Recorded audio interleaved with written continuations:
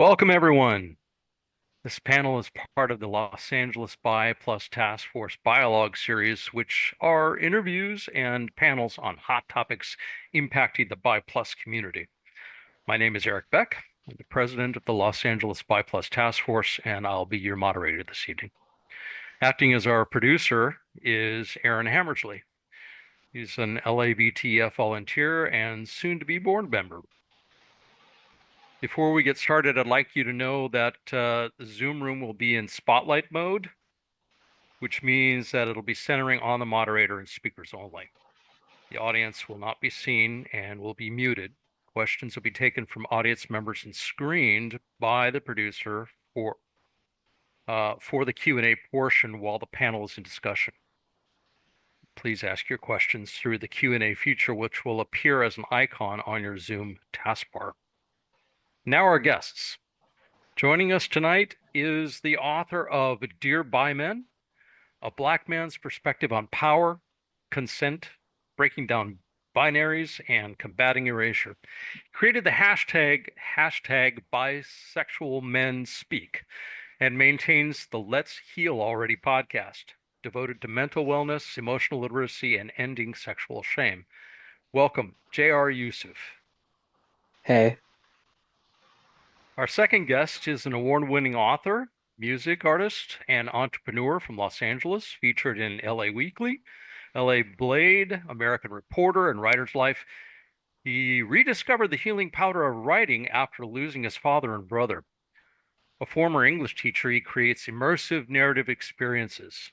He published Views from the Cockpit, a father and son memoir in 2019, resulting in a portfolio of 6 original titles and a music catalog of 20-plus songs. His works explore self-discovery, adventure, identity, and family. In 2023, he released the Pride anthem, Bisexual Days. It's a banger. You should listen to it. The book, one of LA-based horror stories, Grandpa's Cabin. He also publishes articles, poems, and reflections about grief, biphobia, and elder abuse on medium.com. Lastly, he joined the Los Angeles Bi Plus Task Force, our board, last fall in 2023. Please welcome Ross Victory. Hello, thank you for having me. And last but not least, we are honored to have with us one of the stars of Ryan Murphy's 911 Lone Star, which follows a New York firefighter, Owen Strand, played by Rob Lowe, who relocates to Austin, Texas with his son, TK Strand. Our guest works to save people's lives while trying to solve his own personal problems.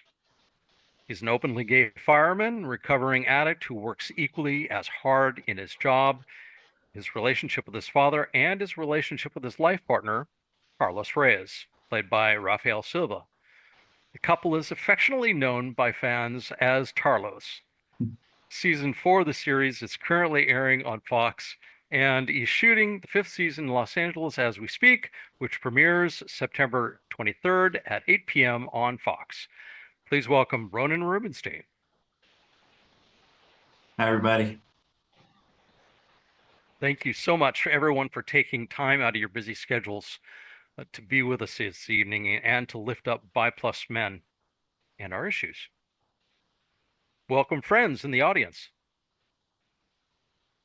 So our first question is, what was it like for you personally to come out as being somewhere on the Bi Plus spectrum? And we'll go with Ross first. Whoa, okay, that is a huge question. And I was thinking about it before jumping on this call, and I feel like there's different segments of my life and that whole journey. So I feel like the first segment is between 12 and 17. How I like to describe it is one day I went to sleep not being attracted to boys, and the next day I woke up and something else was there. That's literally how I felt, like a 12, 13-year-old.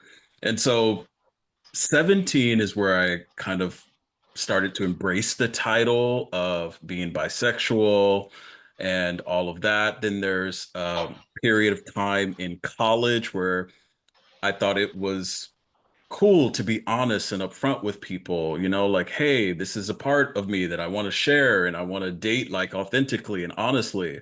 And then that told me, or that taught me, maybe like my joy and kind of like feeling and comfort about it wasn't necessarily the time that other people were on. And then Hmm. there's a segment after I began to lose family members, and I call that kind of like the wake up segment of my life, to where it was really like, hey, so all of this is temporary. No one is safe. You have an opportunity to embrace this and see what happens, maybe. And so that brings me to so there's been a lot of joy in there. There's been a lot of heartache. There's been a lot of celebration. There's been a lot of loss. So I feel like it's a complicated question when you ask like, Hmm. what's it like? I mean, it's all that I know. But I think today I feel really great about being bi with you guys, all bi together. Yeah, I feel yeah. really affirmed and I feel really honored to have this moment to share this space with you and, just kind of like talk and connect. I agree. Wow. Thank you for sharing that. So, JR, how about you? Yeah, yeah, this is a very complicated question. No. Um, I grew up with people thinking that I was gay from like a super early age. Mm, So I knew the word gay from like what, 5, 6, 7, something like that. And I didn't know what it meant at first, but quickly I realized like, oh, that's bad. Um, I think by the age of about 10, I found the word bisexual. One of my best friends, he was gay and a little older, so he knew some of the terms.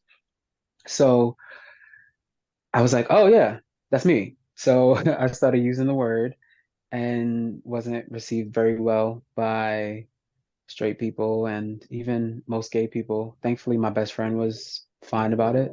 But he kind of couldn't understand, or it wasn't that he couldn't understand, it was more so that he had like really religious parents and stuff, and so he immediately like attached this idea or this narrative that like, oh, well, at least you like women, you could potentially end up with a woman. And if that was the case for him, that would make his parents like happy. hmm. So kind of very early, I remember like those kind of conversations about like, oh, well, if you end up with a woman, you won't be, sinning or whatever.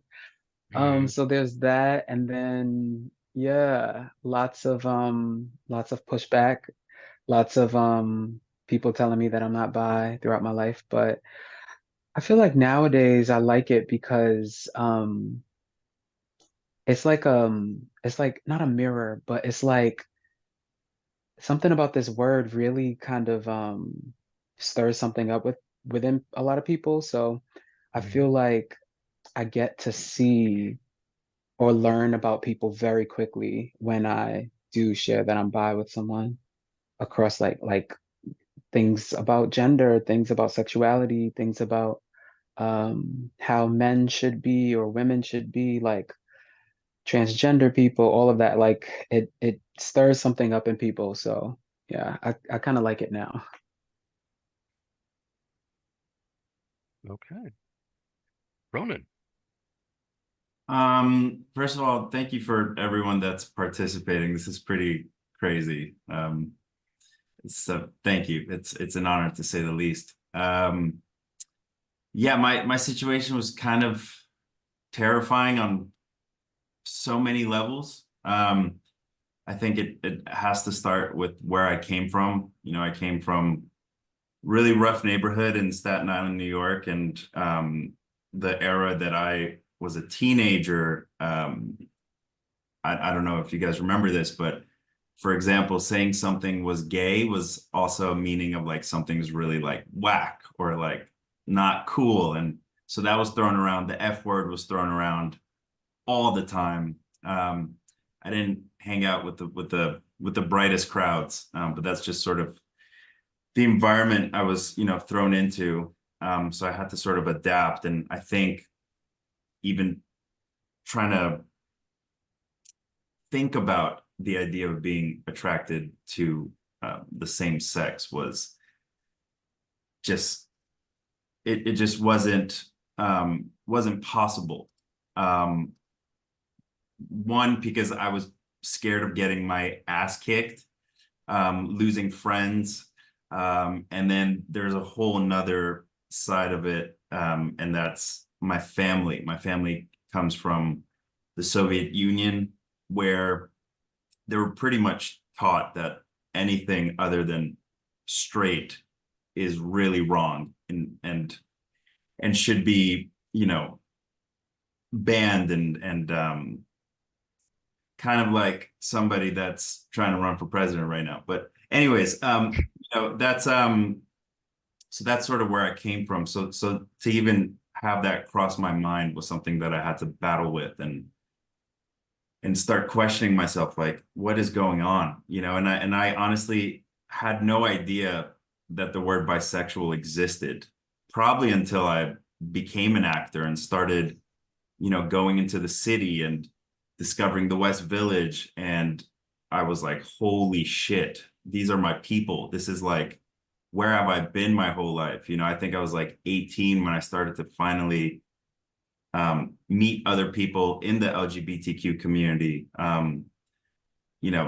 So many artists are part of the community, and I feel like for the first time I felt like I was kind of seen and can see eye to eye with people. And it was still terrifying to even talk to people about it, and didn't really know who to trust with that information. And it wasn't until, and this is public, and this is the other side of why it was so terrifying, was coming out to the world, and especially in this day and age with social media and content and people knowing who I am from, being on their TV screens. It's like, it was really scary to finally reveal my truth with people, and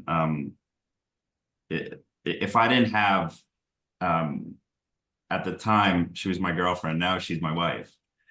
If I didn't have her, if I didn't have Ryan Murphy, who really helped me through this whole process 3 years ago, April 7th, 2021, I'll never forget that date.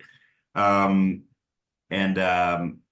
I didn't have those two to lean on and sort of talk to, I don't know if I would have been courageous enough or brave enough to finally let people know who I am. And luckily I have the best fans in the world. A lot of them are in this chat right now. It's so lovely to see you guys.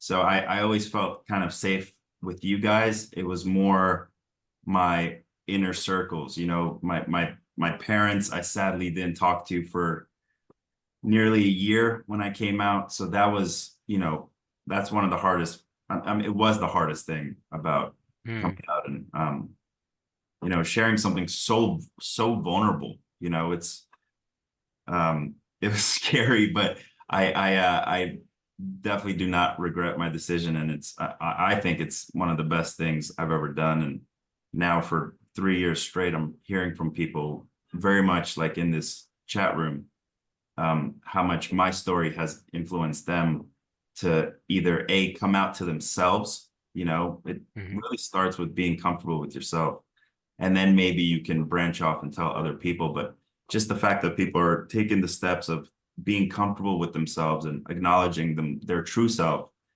that's everything. And that was one of the biggest reasons why I wanted to go public and start, sharing my truth with people, and hopefully it could inspire people to share their truth. And oh my God, it has truly done that with people from all over the world. And it's just so incredible to see. And, I thank them every single time. But now that some of you are actually here, thank you for the last 3 years of the support and love. And I couldn't have done it without you. So I love you guys, and thank you. Thank you. Thank you very much. follow-up question for Ross and JR. How did your families react? What was your situation like there? Um, so I grew up in a very religious home. Uh, so it was a black house. We're going to church multiple times per week. And I was in private Christian school from K through 12. So religion is all around me. There's not conversations about sexuality. I'm still processing and understanding that my parents were very intelligent, right? World traveled people, but for some reason, same-sex stuff is not what they were about or really liked. So anyway, that was very rough, right? Hearing it at school, hearing it from parents. There was a lot of jokes. There was a lot of talking about how people show up or, oh, they're part of at the time they would use alternative lifestyle. So Hmm. like during the 90s, like, oh yeah, they're alternative lifestyle. So there was a lot of that growing up. My dad did die. I never got the chance to tell him. In my first book, Views from the Cockpit, I kind of talked about. So there was a moment in real life where he was like, Ross, do you have anything else to say? And for some reason, even while he was passing and dying in front of me, the only thing I could think about to say was like, I'm bisexual. And I'm still coming to terms with that. It's like, why is that the thing that comes up when someone's dying? But I didn't get a chance to share that with him. I did tell my mom. She is, I think, still processing. She knows that I'm on a journey with a lot of what I'm talking about, what I'm like singing about, what I'm rapping about. She kind of minds her own business, and I do too, so I think we'll find a way to communicate, but I try to really educate her on some stuff. Every now and then Hmm. she'll send me like, "Hey, did you know that this woman, it's usually like a famous bi woman, she'll be like, "Hey, did you know this girl was bi?" I think in her mind, she's like, "Oh, so if you're bisexual, like you could be with another bisexual woman." And so this is me like participating in your life and your dating, whatever. So there's a lot of that, but I think I'm at a really good place now. I realize that the religious community that I grew up in just wasn't affirmative in that way. I've Hmm. heard from other people who did grow up in churches that had affirmation and, inclusion and all this stuff. That wasn't my situation. The pastors and whatnot would get on the pulpit and like preach against like trans people, gay people, right? And people would just be clapping Yep. and celebrating all of that. So that's kind of my environment. But I think I'm at peace with it now. Just because I don't know, I've done a lot of therapy, a lot of like hypnosis, like I've done a lot of stuff. So now I get it. But that's kind of like my backstory and some components and elements that make up who I am today. Thank you for sharing that. Yeah, and I love my parents deeply. They are the foundation of my life. And I think my dad was my best friend. He was homophobic and my best friend. I know that's complicated, but Hmm. yes, they were the foundation of my life. JR. Yes, me. Okay. I was like, I think it's my turn. Okay. Yeah, so similarly, yeah, I grew up in a very Christian setting. My parents are very religious, and so this did not turn out well. So I had to basically do a lot of the stuff that Ross talked about, which is lots and lots of therapy, different kinds, different modalities, and become, in a lot of ways, my own internal sort of safe space and find people who could affirm me and validate my bisexuality. And so that's kind of where I'm at, you know. Thank you for sharing that.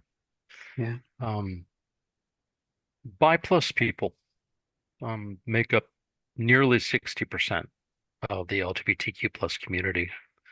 So bi plus men clearly exist. I'm just wondering, what has been your experience just out in the wider world as a bi plus man, both in the LGBTQ plus community and straight communities? Anybody want to dive in? I'd love to answer that. Yeah, go ahead. I think probably one of the most common things is, oh, he's gay. He just doesn't realize it yet. You know, Mm, I've heard that for the last 3 years from people in the community. They literally have all the flags and all the colors in their handle, and they still like try to attack their own people. It's weird. And then the other thing is people that you would think um, are really educated and have degrees and even they're saying some of the worst stuff, and then there's people in your family that are like, he's going through a phase, he actually doesn't know what he's talking about, and um it's hard, but I have a very sort of bulletproof mentality when it comes to negative people and haters, and it's so easy for us to focus on the 5 negative people out of the hundreds and hundreds and hundreds of people that love you and support you. And for some reason, as human beings, we love to give that group of 5 people our energy and our stress and our heartbreak. And I've kind of gotten to the point where I don't have time or energy for those people anymore. And mm. especially if they're still questioning if bi men exist, like, are we serious? We've been existing since the beginning of time, like read your Roman history. Right. And Greek Yep. history, so I'm kind of at a place where I can do that, which is really rewarding. And it took a lot of time and patience and a lot of tears and a lot of stress. But I kind of want to flip that question and try to make it more focusing on the people that are supporting you and are with you. And I know it's so much easier said than done, but we have so much love and support out there. And to give your heart and soul to the group of really sad, angry people, I think it's not worth it. And we need to conserve our hearts and souls for the good ones out there, like you guys. That's a great way It's to look awesome. at it. I Absolutely. love that. Thanks. Yeah, it's not easy, but man, it's not worth it. And Eric, if maybe I can hop in. So to that point, in my life, I really didn't get a lot of like, you don't exist. Like my story in that regard is a little different. When I was younger, I was very kind of scrawny, like there was like hints of like feminine type of gestures and things. So people would like call me Prince. They would say, "Hey, there goes Prince," like, the singer, which I think they were really trying to say like, "Oh, there goes like that light skinned like feminine boy." But I think in my life, for some reason, people expected it. And I don't know how to articulate this, but when I would say that I'm bi, like there would be something related to like my skin tone and it making sense. Like, oh, Hmm. that makes sense. You are a light-skinned person, so it makes sense. Oh, you do this, so it makes sense. That has been my story. I have been outed at work in different scenarios like that as gay and that type of thing. And I know we'll talk about career a little later, but as far as not existing, my experience with that term has been mostly online and kind of just like listening to other conversations. So between my teenage years until now at 38, I've kind of like learn just to kind of listen to see if people are safe. Like, okay, so how do they feel about this? Okay, let's wait for you to say something crazy like this. So I try to like target and pre-plan how I move around the world. Hmm. Wow. And Wow. then for me, Um, Lots of the opposite of Ross, lots of you can't be bi, lots of things to do with like dark skinned men, you know, hyper masculine, like hyper masculinized, or you know, black men, dark skinned black men especially are seen as hyper masculine. So there's lots of stereotypes and racism there, and you know, colorism and stuff.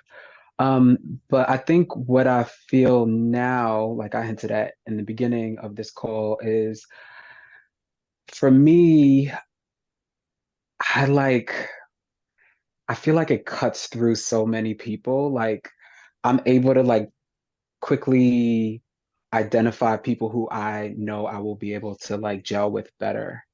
Um, Hmm. when the topic of me being bi comes up, because because like I said, it stirs up so much in people. So I'm able to see like, oh, this person hasn't, you know, processed, I don't know, some bi man that broke their heart 20 years ago, or I don't know. Or and so now they're trying to Yep. like make Yeah. me And we pay for apologize it. for this person. Yeah, Right. like I don't know this person. I don't know you. I don't know them. I don't know. Um, um, or just you know, they have certain beliefs about gender, about how men are and how women are, and yeah, it just for me, it just very quickly like cuts through a lot of the niceties I think people might try to portray. Mhm. And I get to very quickly see like, oh, like how people think. Yeah, I'd agree with you on that one. I've had that kind of experience myself. Um, Anybody else want to speak to anything on this topic? I'm wondering if any of Oh, you guys have experienced when you say that you're bi, does it activate something in people to like want you or lust after you? And what I mean by this, it's very specific. hmm. These are like a very specific, because I've noticed there's um like people who I just know that if they find out, or and this is from experience as well, if I say this about myself, they're going to hear it in a way that I don't intend, and it's going to turn into like weird looks, weird propositions, weird DMs, right? So sometimes when I post online about something bisexual, like I'll be solicited for different things, and I'm like, wow, that's not my intent with this post. So I'm just wondering, JR and Ronan, have you Yes, experienced any of that? 100%. Yes. Um, I think that when sometimes when people say that they're bi, people hear that to mean like I'm trying to like sexually make myself available to you. Or I'm trying like I want you, or I want you to want me. And that's not what I'm saying. I'm just saying that like I acknowledge the fact that I'm attracted to, you know, two or more genders. And then also I noticed this especially with people who tend to have like control issues, unfortunately. They want to, some in my experience, they want to control my sexuality. Like they want me to only be attracted to women or only be attracted to men. And it's Mhm. like this like power thing, which I kind of get into in the book. But yeah, I feel you. Yeah, I mean, this is like a silly answer, but after I came out, like my DMs were insane. They blew up. Like, oh my God. And it's still I can only happening. But imagine. yeah, so I try not to read a lot of them anymore because it's just yeah, it's the wild wild west in there. So yeah.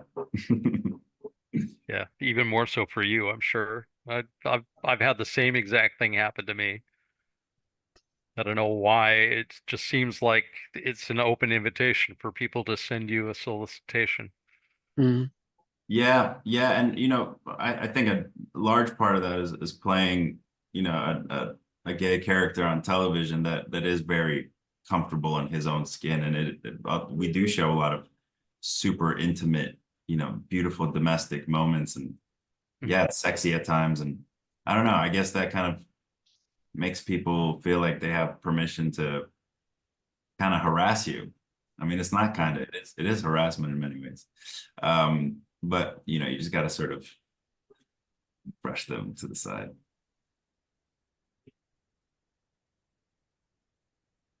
Yeah. It's awkward. Yeah. I should, I, I think a lot of times I have to kind of negotiate where I am communicating with people like that online. So, okay, what are you after here?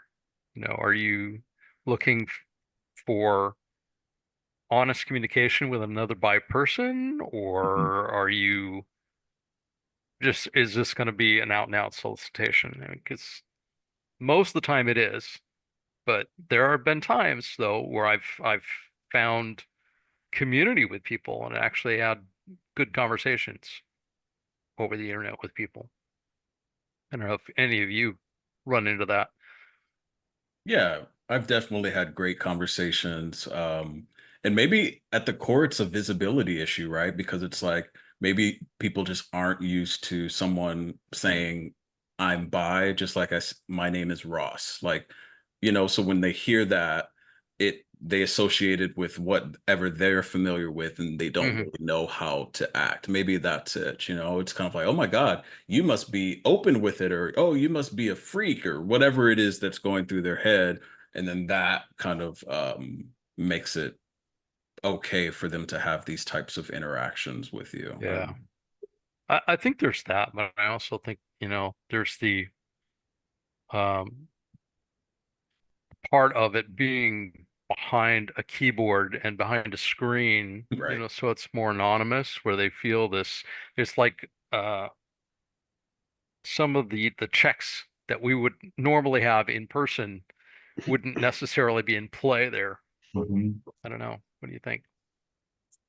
100%. Also, I think it doesn't help that the stigma of bi men are these like super aggro horny dudes that like Right. are Yeah. like bunnies, you know. It's that I think that's also a major issue. It's sort of like, what is the stigma behind, you know, the word bisexual? What does someone immediately think of? And so that doesn't help either. So but again, that leads into, I think, a further discussion of, you know, visibility and representation, and like authentic representation, you know, and not sort of what someone made up and in the Well, culture, I guess you could I say. mean, let's go there. I mean, as long as we're on the topic of representation, how has being bi impacted your careers in entertainment and media? Good, bad, indifferent? Um, I think, you know, it's the reason I came out was my work and playing TK, who's an openly gay man. I think that gave me a lot of courage to share my story, because I was like super inspired by TK and his story.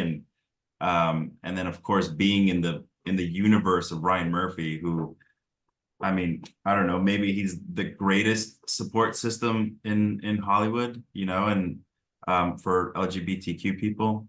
So I knew that having that sort of be the world that I was in, I felt safe.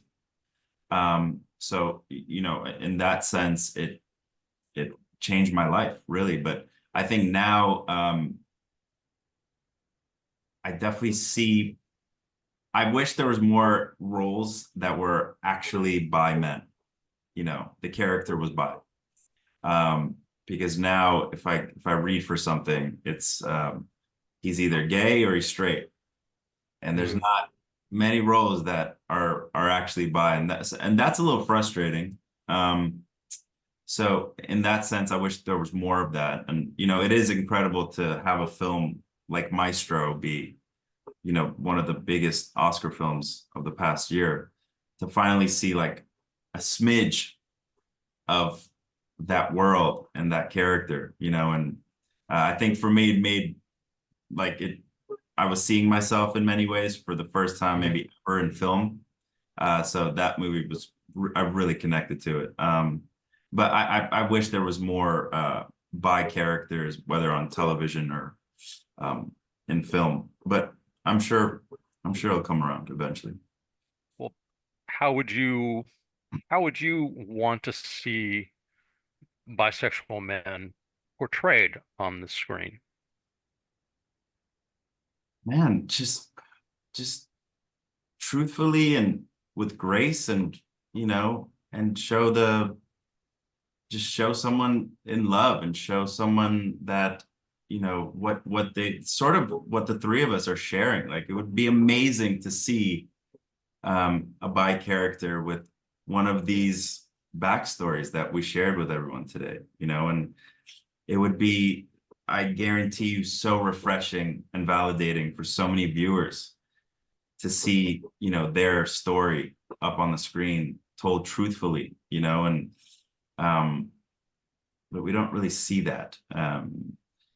You know, even Maestro was very provocative, you know. And it doesn't, I think, represent the majority of bi men, you know. It's simple. We just want to love and be loved, and regardless of which gender that's with, I think we need to show these characters and what they go through. And it would just be really cool to see a story like, you know, Ross's upbringing or JR's upbringing. It would be, I think that'd be so cool and refreshing. I Yeah, agree. same. If I might ask JR, you're a working actor yourself. Same question. Yeah, yeah. I love this question, by the way. I was just thinking about it, and I was thinking like this reminded me that, you know, the workforce careers, oftentimes they're thought of as like a meritocracy, but when you actually get into it, you start to realize that, oh, this is a lot more often than not about who you know. It's about relationships. It's about sometimes things you can't control, like, you know, just certain privileges that we're born with. And it's about reputation too. And so when I think about reputation and being out as a bi person and what most people think about bi people, something that comes up is often untrustworthy, or liars. And that's oftentimes um, part of how people think of us, whether it's consciously or unconsciously. And so I can't tell you the roles that like I haven't been recommended for, or I haven't been called into audition for or offered, right? Because some people don't audition, some people just are offered roles. I can't tell you about all of those times because I have no, you know, I have no way of knowing that. I have no way of knowing how people metabolize me, how people see me and think of me, when it comes to my character, and also when it comes to my ability. You know, I think about how most of the times when people write a man, um, he's usually almost always like a masculine man when it comes to TV and stuff. And how like if you are not a person like if you're not a man who is particularly masculine, how that automatically just takes you out of the running for so many projects. So, Right. Or they follow the stereotype of the effeminate man, the mm, effeminate gay man. gay man, yeah, exactly. Yeah. Yeah. Um, how about for you, Ross, in music industry, in publishing, and Yeah. I feel like there's two answers to the question. So I feel like at work, as far as my job, and then my work as like a writer and an artist.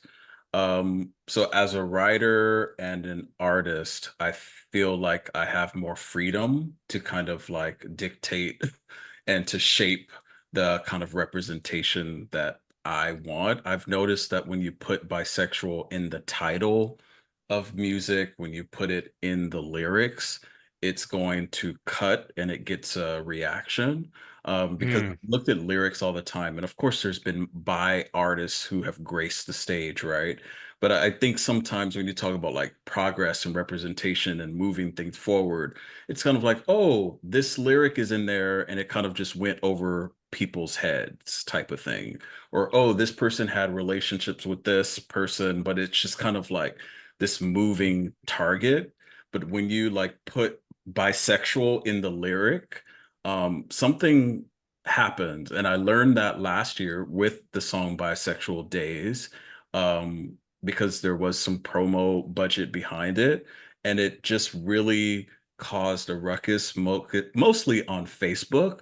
But with that ruckus came people reaching out, like, "Oh my God, I just shared this with my friend. We lost it when we heard a song with bisexual in the title." So it's just kind of like, how do you cut through the noise to say what you have to say? And so that has been a source of joy for me, but also a lot of anxiety because there's a lot of pitching that goes into music projects, right? You're mm, pitching mm, playlists, you're pitching people to play it on their platform. It's on and on. I never know, kind of like how JR was saying, how is that being interpreted or read behind the scene? Like, do we want to suppress this? Do we want to elevate this? Is it being passed over? I noticed that straight people, and this is just my observation, when they hear a song like Bisexual Days or the last one I dropped, they refer to it as inclusive. So, and this is happening in like hip hop spaces, right? So instead of it being like a bisexual artist song, they'll be like, oh, this song is really inclusive. So I was like, okay, maybe I have to adapt my language in the pitch and be like, this is an inclusive song, opposed to this is a song about this bi guy who's at the club. So I don't know. It's calibrating every time I do a music project, but I feel like all my songs are bi, right? Because even if I don't say the word, it's coming from my heart and from my experience. So it's like, how do you progress? And that's the thing. mhm, Yeah, and then what doors are being closed? Because sometimes I think about if I would have made certain decisions around my appearance, certain decisions about what I wanted people to know, I feel sometimes I would be further along, but I chose kind of like what felt best for me, and I'm living with that. I don't want to say consequence, but with that decision. And as far as work on the other side, I've had a lot of trauma at work, being bi at work, so I really don't do, especially like at 9 to 5 type situations.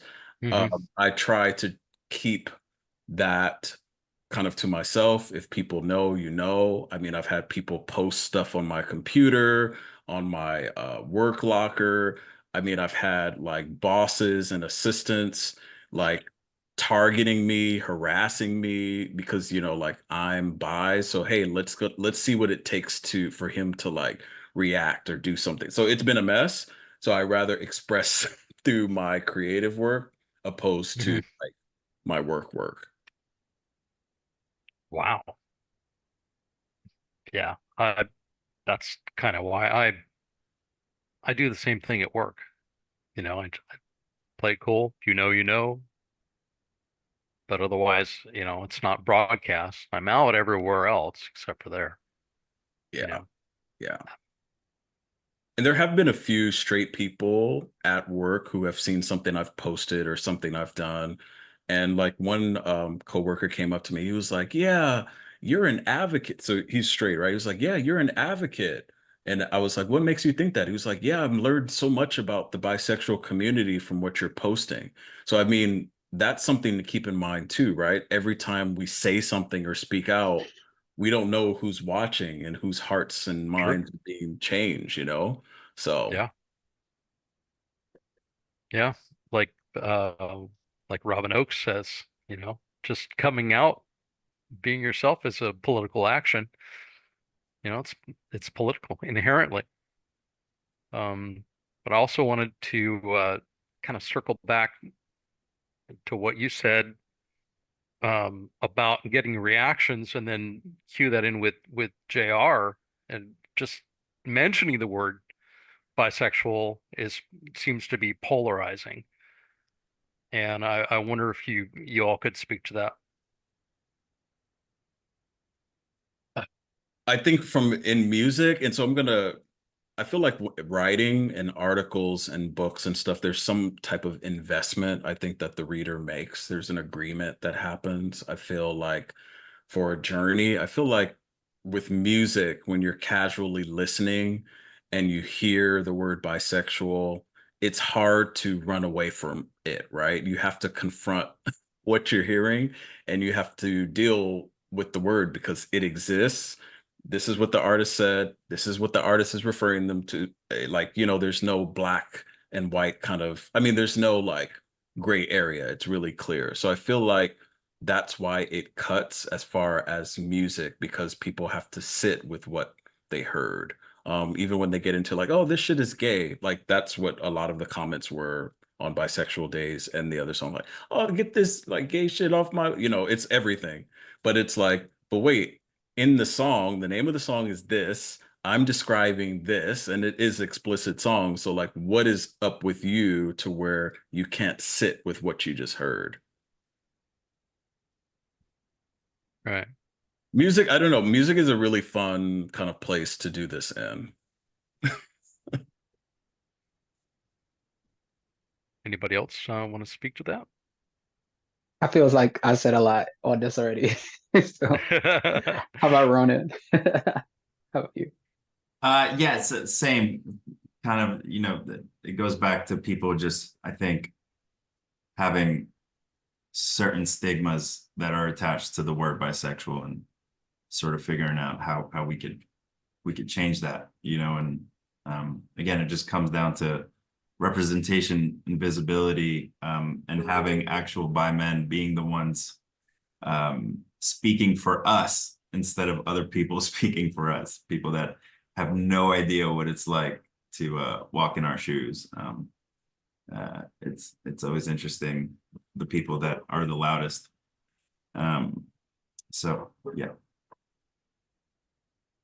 Once again, you kind of helped me move right into a segue. I think it brings us into the next question is what will it take for society to accept bi men, pan men, omnisexual men, fluid men?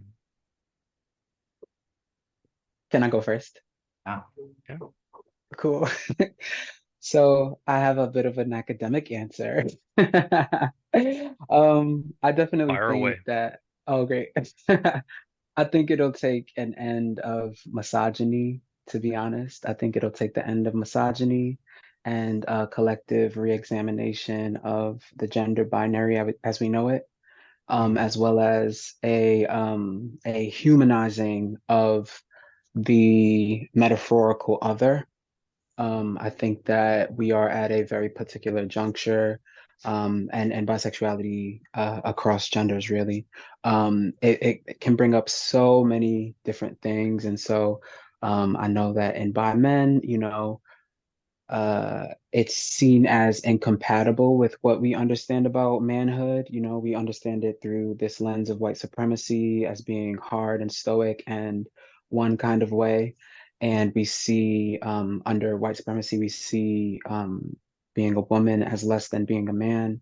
And so when you are a bi man, it's seen as being feminine and like a lesser thing. And so I think that if we really want acceptance and an end to many aspects of our experience, that would definitely take an end to misogyny and also a re-understanding of the gender binary, and also, like I said before, a humanizing of the metaphorical other. So, How do we get there?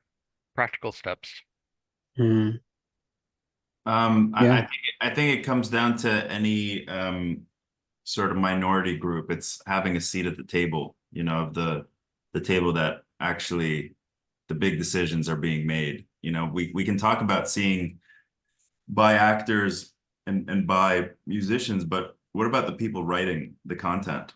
If there's such a giant push for having authentic voices, then how come most of the bi stories that we see are not written by somebody that is bi? You know, it's usually a white straight male. So having the people actually creating the content and making the big decisions, if they could be authentically by men, then we would obviously see more stories get told and more stories get funded and invested in, and you know, and shot out to all corners of the world. And that's the only way we'll get seen on the grand scale. You know, we've made a lot of progress with seeing gay stories on film and television. Still nowhere near, like, let's be serious. But I think it's just sort of following the footsteps of what has worked for other groups, other minority groups. And it's got to be the people that are writing this, you know, that are the storytellers. Because it's the only way it would be truly authentic. I mean, it's kind of simple if you think about it, but yeah, I know there's brilliant writers out there and brilliant musicians out there. We're talking to two of them today, and you know, it's going to be people like that are the ones whose voices are heard. And yeah. I I agree. think, same. And I think also supporting decolonization efforts, many people from across the globe, across groups, across marginalization groups, are doing lots of decolonization work. And I think that if we do that collectively, that definitely will result in many changes at a grassroots level and also in a structural, real, tangible level so that people across groups have rights and the world will change. Amen. Ross, you look like you want to say something. Yeah. So what will it take? So I agree with everything that has been said. An avalanche of content, an avalanche of writers. And at the same time, we need people to feel like empowered to write and to go in that direction. And then we need people modeling decolonization work. Like we have to see it to believe it. And I feel like a lot of these labels, studios, whoever with the big money, it's, I guess the practical part is convincing them that their stories to be told, that we're real. I think there's a part of it too, because a lot of people in this room have done this work and been talking about this for years. It's like, how do we leverage our communities and the talent in our communities? You know, so JR's a writer, Ronan's an actor, I'm this. Like, how do we really leverage that into collaboration and achievement and celebration and show the world, like at the same time that we're real while we ask for investment? I don't know. I feel like there's so many things that need to happen. I think conversations like this is in the right direction. But I can't like ignore the fact that we're in United States and we know how United States operates with money and all of these things. And so to Yes. push our community and our stories ahead, I feel like there's a huge money component from decision makers who say, okay, I believe you. Here's $10 million for your project. And then there you go. Worldwide access on every platform. I mean, that's kind of where I'm at. That's one route. The other is like you all said, is getting more writers in the writers' room. So how do we, not only go for the big money, but how do we practically get more by writers in the writers' room?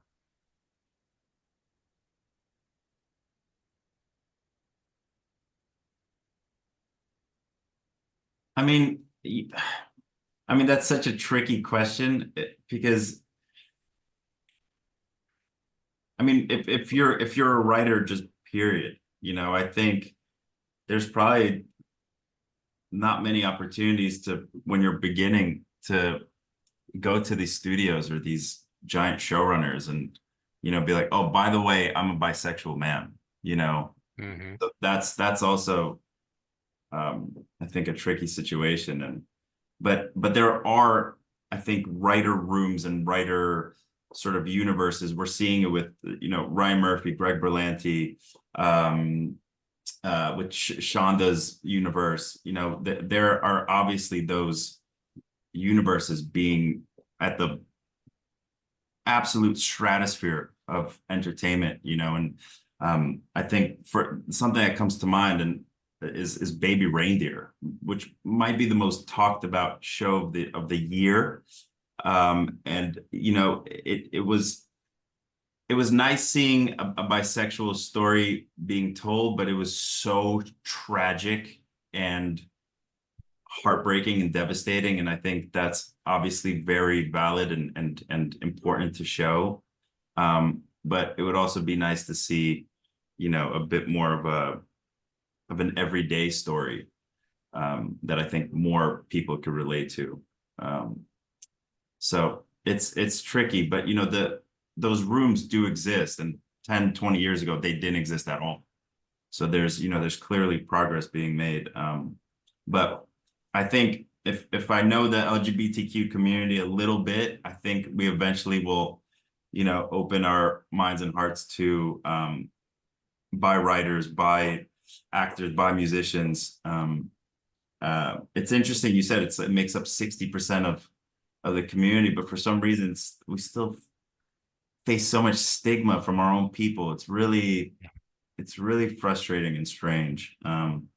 But you know, sometimes you gotta bump heads with your family also, and maybe that's just what it's gonna take. You know, you're gonna disagree with your family, and hopefully you could get past it and accomplish something incredible. And that's my optimistic sort of answer. Mhm. And you I know, think, oh, oh, go ahead. sorry. Oh, okay, sorry. I think about Robert Cohen, who he used to be a writer on Law and Order, and he has a book out now about bi men married to women. And he talks publicly a lot about his experience in those writer rooms, and talks about the culture of those places, and how even when he would throw out stories about gay characters, like gay men, in those kind of environments, it was seen as like just like, oh my God, like what? And I think that people see bisexuality as far more complex than being gay, or far more inaccessible than their understanding of what it is to be gay. So I think that that speaks to how like plenty of bi writers might be in rooms, but the culture of the room, the culture of the space is not particularly receptive to whatever they might want to pitch. So they're getting shut down. I had a just quick follow-up comment for Ronan. When I was listening to you, you were using words like we and family, and I think that maybe the representatives of some LGBTQ circles or gay people don't look at it as we and family. Maybe that's just kind of like a one-way type of thing. So it's almost maybe showing a version of the world to where like we are all like maybe showing that we are family, you know, like a bisexual person is just as invested as a lesbian, as a gay man, like to showing the we, because I often don't feel that we, especially as it applies to us, is kind of like I don't think people are looking at us and being like, yeah, bi people, we, you know? So I think that that has to be kind of addressed too. It's kind of like, what does it mean to share similar related journeys? And how are we all impacted by each other's choices and all of that? Mm-hmm. I would love to sort of segue that to a question that was really sticking out to me, because that was full proof of it. I think it comes down to I think there was a question about, is there a such thing as bisexual privilege, or is there like privileged by men? And I think the way that I just sort of instinctively now say we. I think it's because I've been very spoiled these last 5 years. Being on a set with a Black trans man, a gay man, me being the bisexual man, our showrunner is, you know, a gay icon. Our a lot of our writers are queer. So I think that's a perfect example, Ross, of like there are different spectrums of our experiences, obviously, you know, and it's easier for me to say we, being in the environment that I've been in the last 5 years, which I wish everyone could feel. But I'm really glad you brought that up, Ross, because it's not like that for a lot of people. Probably a majority of people, it's not like that. You know, there definitely is a lot of isolation and feeling alone and feeling like, aren't we all supposed to be in this together? And that's not the case. So I'm glad you brought that up. And sorry to sorry, Eric, but that's just been in the back of my mind. I'm like, yeah, definitely there's a sense of privilege to, I think any part of the community, and that's a good example of it. Yeah, we is important, sharing stories like how you just shared about the camaraderie around like cast members. What about all the people who are in relationships with bi people who love them, all the gay men, all the lesbians, all the straight people lifting that love and that sense of we up. I think we need that story and that representation just as much as we need the bi people are real. yes, 100% agree.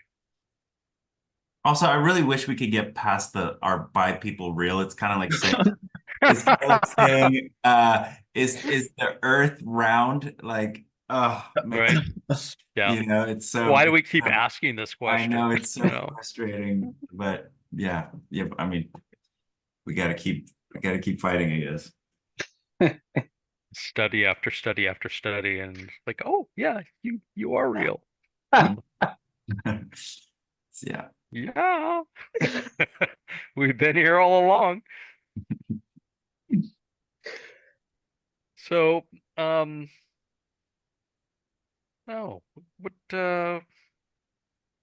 what kind of work do you hope to do in the future as a bi man in film or television or on the stage for JR? That is a great question. So I pretty much exclusively do TV film. Yeah, I feel like I would love to play a bi character. That would be so cool. That would be so cool. I really love film. TV's great too, but film is really like my first love. So it would be so cool to play like a bi black male character. Like that would be very interesting, I think. Yeah. Well, I if you feel were like offered I the would want, oh, mhm. No, go ahead, go ahead, go ahead. Sorry. I feel like I would just want him to ride a motorcycle. I don't know anything else about that story, but I just want him to ride a motorcycle. I don't know. Yeah, I don't know. Do you ride a motorcycle? No, but I want to. I used to have one. Oh, that's so Why I cool. asked. But so, if you had the chance, Ronan, to play a bi character, well, would you take it, or I mean, depending on the character, Yeah. of course. I mean, yeah, Mhm. obviously, but I would love that. You kidding me? And I think from this conversation and previous conversations, I think I just gotta produce something myself. I gotta sort of be the one that is doing what I'm hoping for. It's kind of at the end of the day, it's like that's sometimes what it takes, and I think it would be pretty badass. And I've definitely had some ideas and stories, but again, just portraying a very, layered, full, genuine bi man on screen, played by a bi man, that would be amazing. And seems like it shouldn't be that much to ask for, but I guess it is. It's And not. It's yeah, not. right. It's That's yeah, not a lot to ask for. it's not. No. Yeah, and I think there's more and more, I think, actors finally being comfortable with talking about their experiences and their sort of journey through all this. So I think like it just comes down to representation. The more of us that are willing to share our stories and hopefully tell those stories through that medium, that would be so cool. Imagine like a super team of just brilliant bi writers and creatives, and it could be done. I mean, we're out there, so it might just have to be something that I make my mission, and I sure plan on doing it. So I'll Look be forward calling to it. Roz and I'll be calling Roz and JR when we open the writers' room. There we go. Perfect. And Rob. Oh, Rob, yeah, Robert Cohen. Well, we are at that portion of our discussion here where we're going to take some questions from the audience, if you are game. Let's do it. First question is, do you have any advice for someone trying to figure out their sexuality, their bisexual identity?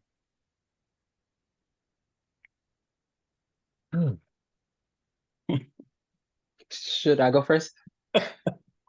Or You you want you to go can if first? you like. You Go want ahead. to? Yeah. Oh, okay. So I would say for me, I would say just like try your best not to pressure yourself and like not to put so much um intensity on like figuring it out and having an answer right now. Like, oh, I should Mm, know this. Like try to really just like curious and also patient. Just like it's okay. It's not the end of the world if like right now I'm not 100% sure. And right now I think I'm feeling something for somebody of a particular gender. And I think I'm feeling something for someone of a different gender. Like it's okay not to fully understand what the feelings are that you're feeling right now and what they mean, or like I guess what I'm also trying to say is don't be in a rush to assign meaning to what you feel or don't feel right now. Just it's okay. It's okay. It's not a race. It's not a marathon. I mean, it's a marathon, not a race, right? Or wait, I don't know what I'm trying to say. Take your time. no, got you. I Well, would Ronan. say, yeah, I would say similar to what JR just said. Trust yourself, believe yourself. I mean, my teenagers were really rocky. I would test to see if the bisexuality was still there. It's like, okay. And then, there's like a cycle component that I had where it would be like, oh, like I haven't found a man attractive in like a significant amount of time. So what does this mean? And then it would come back. It'd be like, oh, okay, but wait, I still like women too? So it's like believing and trusting all of that and giving yourself literally the actual permission to be like, hey, today I don't feel anything and I'm okay with that because that's part of me. And then tomorrow, maybe, there's so many, just give yourself permission to breathe. Yeah. And trust yourself and believe yourself and know that you're valid and you have nothing to prove. Yeah, to just add to that, I think the pressure of coming out is really intense sometimes, and it's sort of wherever you look, it kind of, I think people are pressured to have to come out to everybody, and especially in the social media age, which is so just like there's just no privacy anymore. I think the most important step you could take is being comfortable with yourself and kind of coming out to yourself, and being Mm, comfortable in your own skin and navigating what that feels like and what that looks like way before you go and, feel like you need to tell anybody else or strangers or, you know, I think one of the most common terrifying situations is telling your parents, you know, and that was the most terrifying for me. So I think a lot of steps hopefully should be taken before you're even ready to talk to other people about it, because that's a really big step. And just be comfortable in your own skin, kind of like you guys said, like live in it, you know, like experience it, like explore it. It's not something you want to just like immediately jump into, because there's a lot to navigate, you know, and we live in a world where people are not they're sadly not comfortable with it yet, and there's still so much hate and oppression when it comes to saying to somebody, hey, I'm bisexual.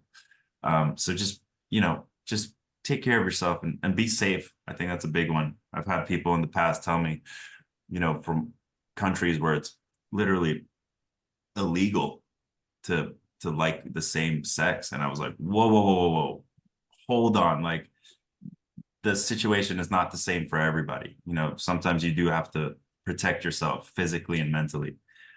So just, yeah, be good with yourself first and foremost, and love yourself. And then hopefully you can branch out. Great answers. Thank you.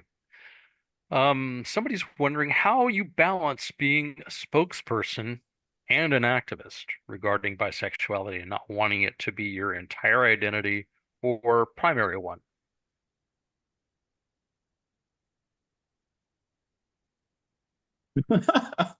Should I go first? Yeah, go ahead. Okay, cool. I love this question so much. I think for years I really resisted this, and like resisted wanting it to sort of take over my life. And um, yeah, and it's like this tricky thing because it's like I just want people to just see me for JR, like who I am on the inside, and see me as a whole human being, and not see me as like all of the labels and like everything.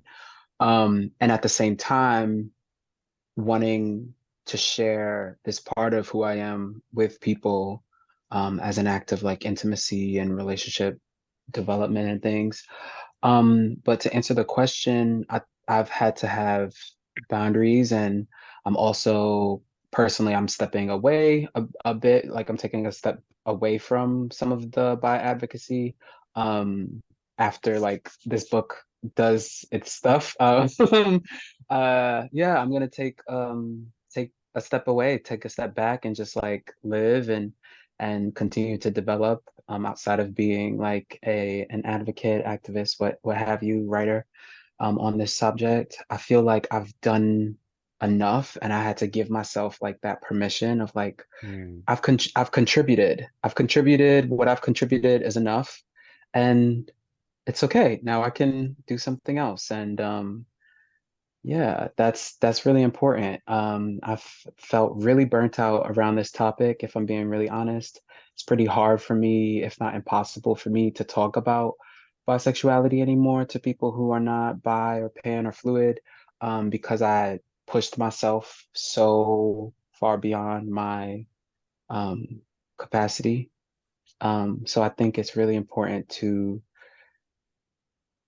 get that balance right. Yeah, self-care is important, and you've been doing this a very long time. I started following you on YouTube with your series there. So it's, yeah, well deserved. And you take you don't need anybody's permission, just do it. You know, and that's something that I've had to learn too, is being okay with what you can do at the time, that it's enough. Yeah. Anybody else want to speak to that? Yeah, I can hop in really quick. And yeah, JR, I think I found your channel back in like 2018 or 19. So yeah, you have definitely worked a lot in this space. And something I was thinking about while you were speaking is kind of like saving some things for yourself. Like when you're in these environments and when you're creating art, it's like you're giving, giving, giving, but maybe some storylines and some pieces are for yourself. And I think that's kind of where my boundary is. Like I feel comfortable having these conversations, but there's certain things that are close to the chest, right? That are for me and not for advocacy spaces. Maybe it appears in my art, but then it's weird because art in itself then becomes advocacy, right? When it gets out into the public. But I feel like that conversation is a little bit different than this, but yeah, I think it's really just keeping some things for yourself, Yeah. if not all of it. If I could follow on to that really, just make a quick comment, observation really, is that a lot of times I think on the internet nowadays, people tend to are very quick to overshare Yeah, and feel this pressure to overshare. right. It's true. Yeah. Some of it, maybe you don't have to share. It's for you. Yeah. Our bisexuality is for us, right? It's literally for us to experience in our life. So share what you will or keep it all for yourself. Yeah, I said this multiple times when I first came out, and one of the biggest questions was why? Like why come out publicly? And I was straight up with people. I was like, listen, if we lived in a super utopian world where everybody loved each other and they didn't care who you love or what you look like or what language you speak, then I probably would have stayed private and kept that to myself, but we live in a time where like people are hurting. And I think seeing people like themselves and hearing stories um, that they can relate to, it it's everything. And for the last 3 years, I've been hearing people saying that it truly, like literally saved their lives. Um, and that's so hard to process sometimes, that someone was literally on the verge of ending their life. Um, and because they either saw your art or saw something you said or read something you said or saw something on YouTube, it's it's a lot, and it's beautiful, but it's also so heartbreaking. Um, so I think for me personally, it's just, I guess, something that I'm gonna have to carry like a badge of honor for as long as, people care to hear about what I say. And, if I continue being in the public world as a public figure, whatever that means, like I take great pride in knowing that doing something like this, for example, is gonna hit hundreds and hundreds of people, and they're gonna actually feel like, hey, I'm not alone, because being alone is really scary. And we live in a social media age where you feel like we're supposed to be the most connected we've ever been, but I actually think we're the most disconnected we've ever been. And I think if I could help a few people, then let's do it. And it's hard, but I think it's harder. It kind of comes back to the question of bi privilege. Um, it's much easier for me to talk about it here with you guys, as compared to somebody that is literally afraid of their dad beating the living shit out of them, and because that was my fear. So I know both sides of it, and I think talks like this are super beautiful, and everybody's point, I think, is extremely valid. And yeah, yeah, it's, it's a hard question, man, but we're gonna keep doing what we're doing. Sorry to get down, but it's important that we look out for each other. Absolutely. And what you're saying is really powerful because it's just a reminder, like every time someone sees you or hears you talking, just how you said, and JR, someone's experiencing your book or finding a words, we don't know all the people who are being affected. Maybe one person reaches out, hey, I found your thing. Maybe someone likes the post or leaves a comment, but what about all the people who aren't? So it's like when you think about that, it's like, damn, maybe I gotta keep going, but not at the expense of my own well-being. But it's like it matters. Our content, our images, our words, they have legs and they reach people, especially for you, Ronan, when you have a huge platform. I can't even imagine how many people are forced to sit and just maybe don't have the words to express. So that's something I think we all should be reminded of, is that our voices, our image, whatever it is, has legs. And every person that it hits may not reach out. We may never know. Yeah. Eric, I think your lips are moving, but there's no audio.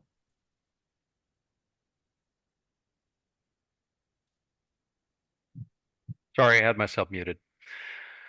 Um, I think it goes back to what Ronan was saying about isolation, and that's one of the chief causes of the health disparities in our community is because we are so isolated, and we don't have that community and that cohesiveness. We're disconnected from one another.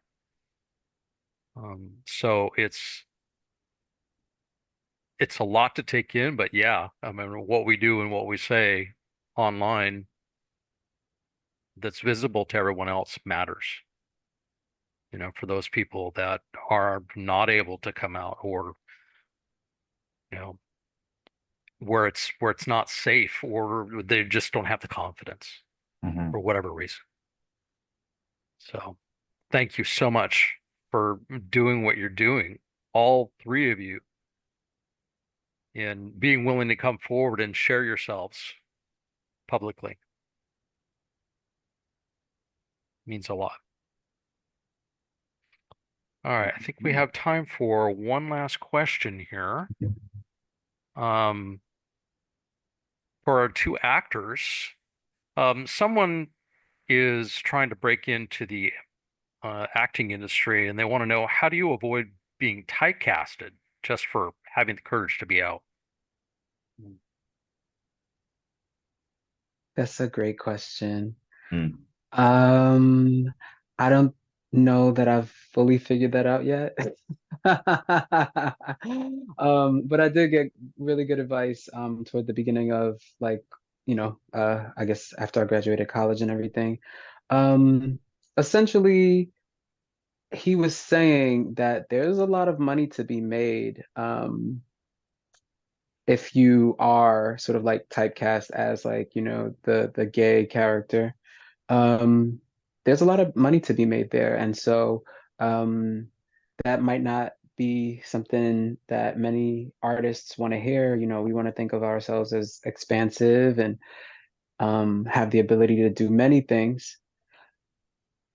But I think what he was trying to tell me is not only can you make a living doing that, but you can also be the person making the differences character to character, even if you are exclusively playing gay roles. You are the person who, like, turns up the dial on certain personality traits or certain quirks or certain vibes that you bring to characters. So that's kind of the only thing I got for this question. Yeah, I mean, just the fact that people are trying to become actors in this day and age is so stressful. I started doing this 12 years ago when social media wasn't really a thing and content wasn't really like a thing. And it's it honestly is the same sort of answer for when people just ask me in general, like, what is your advice to break into acting? And I think it's kind of the same answer for me, whether it's about not being typecasted as a queer character, or just how to break into the industry. I think if you stick to the fiber of what it means for you, to pursue this, which is to explore the human experience, to share your art with the world, to explore different walks of life. If you can sort of hold on to those things, and if you truly love what you do, I think the beginning is always going to be difficult for any career, really. And it definitely comes with, you know, typecasting and having to do the same shtick sometimes, and hopefully you can stick to the things that matter to you.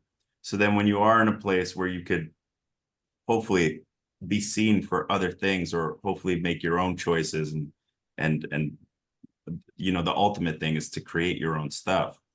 You sometimes just have to, it's gonna be tough and it sucks.